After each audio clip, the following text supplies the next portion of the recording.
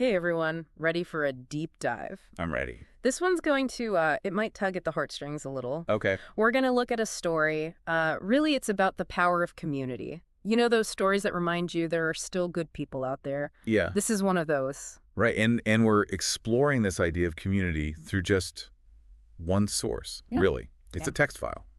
That's it. It's called Cuando este hombre adopta a los tres.txt. Interesting. So not like a news article or anything. No, not at all. But I think sometimes the most powerful stories come from those unexpected places. Wouldn't you say? I think so, yeah. Like we're getting a firsthand look at something really special. Exactly. So let me set the scene a little bit. Our story, it centers on Sarah. She's a single mom, and she gets a really tough diagnosis. Think about, if you can, knowing that your time is limited and worrying about what will happen to your kids. It's unimaginable, really. Mm-hmm. And in this case for Sarah, that worry that any parent would feel, Mm-hmm. it's amplified by the very real possibility that her kids, she has 3 young children, Lily, Jake, and Emma, they could end up in the system. Oh, wow. A parent's worst nightmare. Yeah. And so it's in this moment of just desperation Sure. that Sarah reaches out to her next door neighbors, Mark and Kelly. Okay. Now, Mark and Kelly, they already have a house full of kids, 5 of their own. Wow, that's a lot. It would have been very easy for them to just offer condolences, maybe bring over a casserole, Right. But they do something incredible instead. Okay. They make Sarah a promise. They promise to take care of her children after she's gone. Wow. Just think about that for a second. What would make someone make that kind of commitment to completely change their lives for another family? It really makes you think about what kind of people are they? What values do they have? It really speaks volumes about their character, doesn't it? Absolutely. Yeah. It's such a selfless act, and it makes you consider the impact their actions will have. I mean, one family deciding to open up their home, it can change a whole community. It's true, and that's exactly what happens. Wow. So true to their word, Sarah sadly passes away, and Mark and Kelly welcome Lily, Jake, and Emma into their home. And remember, they already have 5 kids. Yeah. So picture this. A house that was already bustling with 5 children now has 8. All the laughter, the chaos, probably even a meltdown or 2 times 8. Right. And you have to wonder, how do they manage 8 children? Just the logistics of it all, the lack of space, the cost. They must be so exhausted. I mean, it would be understandable if they felt overwhelmed, maybe even regretted their decision. Yeah, it really shows their strength, their dedication. It would be easy to just get completely consumed by how big of a change this is. But this is where the story gets even more heartwarming, and this is where the community really comes together. Okay. So word starts to get around about Mark and Kelly and their incredible act of kindness. Oh, yeah, And you know how these things go. Word travels fast, especially in tight-knit communities. for sure. Pretty soon, everyone's talking about their story, and the way the community responds is incredible. It's like a perfect example of that helper's high. Yeah. There's actually a lot of research that says that when we help others, our brains release these endorphins, Interesting. and they create this feeling of euphoria, kind of like a natural high. Ah, I like that. Like we're hardwired to want to help each other out, to want to make things easier for others. I can see that. It explains why people are so ready to lend a helping hand. But in this case, it's more than just a few people helping out. It's the entire community coming together to support Mark and Kelly. Right. We're talking neighbors, bringing over meals, donating clothes, offering to babysit, really anything to lighten the load for this family, which has suddenly doubled in size. Yeah, 8 kids is a lot to handle. Yeah, and that's actually where things get even more remarkable. A local nonprofit called Happy Homes. They hear about what's going on with the family. Now, usually Happy Homes focuses on renovating homes for families with low incomes. Right. But there was something about Mark and Kelly's story. Their selflessness and the way the community came together to support them.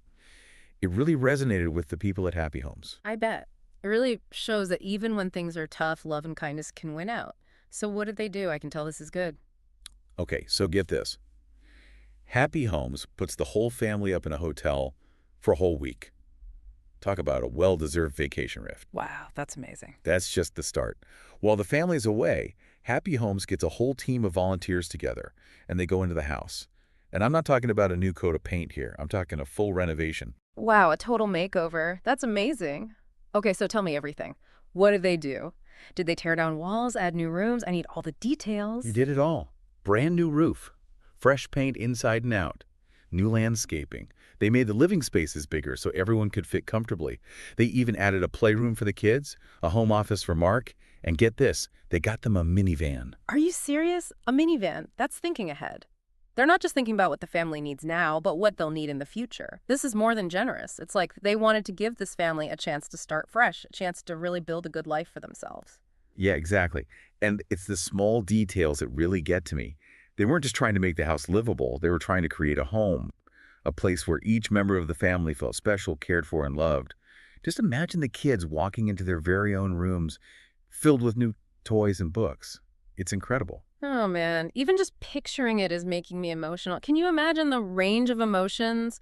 The shock, the disbelief, just this overwhelming feeling of being grateful. This is the kind of story that makes you believe in humanity again. But it doesn't end there, right? It really is like a movie or something. And it is. You have this amazing display of generosity, a whole community coming together. But what happens next once everyone's gone home?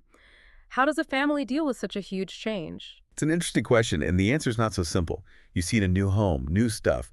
It can definitely make things easier, more stable. Right. But real healing, Right. real resilience, Hmm. that has to come from inside. That makes sense. So how did Mark and Kelly help the kids get through such a hard time? They're dealing with losing their mom, a new home, new siblings. That's a lot for anyone to handle, especially kids. It really shows the power of love and understanding. The source actually talks about how each of the kids reacts differently to their new life. And Mark and Kelly are really good at figuring out what each kid needs. Like Lily, the artistic one. Right. She finds comfort in her art. So Mark and Kelly, they turn an extra room into an art studio just for her. Wow, that's amazing. Yeah, they encourage her talents and give her a place where she can deal with her emotions. It's incredible how often kids can heal through being creative. It's true. Like art becomes their way of communicating, of saying the things they don't have the words for. Exactly. What about Jake? He was described as being pretty shy. Yeah. How did he adjust? Jake's story is really interesting. Seems like he put all of his energy into sports and became a really talented soccer player. Yeah. Now, some people might think he's just trying to avoid dealing with his grief, Right. but we have to remember that being active can be really therapeutic. It releases endorphins, lowers stress, and it makes you feel like you've achieved something. Which are all so important for healing. Absolutely. And for a kid like Jake, who might have trouble talking about his feelings, Yeah. being part of a team, having those goals to work towards together, that can be incredibly powerful. For sure. Okay, so what about little Emma? She was the youngest and probably closest to Sarah. I can only imagine how much she must miss her mom. Emma's story is maybe the most heartwarming of all. Mm. At first, she finds comfort in the playroom, that space that was made just for her to feel safe and have fun and just be a kid again. Right. But here's the thing. As time passes, we start to see her come out of her shell and connect with her new family. She builds these strong bonds with her siblings, and her laughter fills the house again. Man, it gives me chills just thinking about it. It really speaks to how incredible kids are, their ability to heal and grow, especially when they're surrounded by love and support. It's inspiring. It really is, and I think it reminds us that healing doesn't always follow a straight line. Yeah. It's messy, unpredictable, and everyone's journey is different. As much as we've talked about how much this family's home changed, I think the biggest change happened in their hearts, wouldn't you say? Absolutely. It's a great reminder that true happiness, it comes from connection, from community, from letting ourselves feel love and compassion, Yeah. even when it's hard, even when life throws us curveballs. And speaking of curveballs, I wanted to go back to something you mentioned earlier.